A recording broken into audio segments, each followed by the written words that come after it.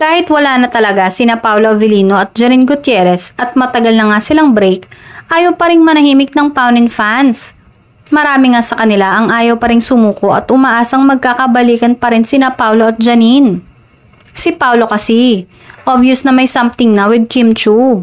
Si Janine naman, exclusively dating na sa Lavender Fields leading man niyang si Jericho Rosales. Nagkakagulong araw ang Paunin fans dahil sa post ni Janine na pictures na ang isang araw ay may pusa na hawak ng isang lalaki sa likod. Yung lalaki raw na hindi naman kita ang mukha ay may nunal na katulad ng kay Paolo. May pinadala pang picture ni Paolo na kita ang nunal ng aktor.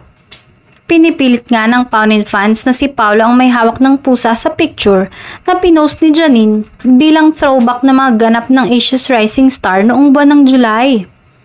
Komento ng Kim Pao fans, parang malabo na si Paolo ang lalaking may nunal na may hawak sa pusa na yon. Malabo talaga dahil matagal ng break sina Paolo at Janine. May mga nagtag naman sa pangalan ng aktor ngunit deadma ito.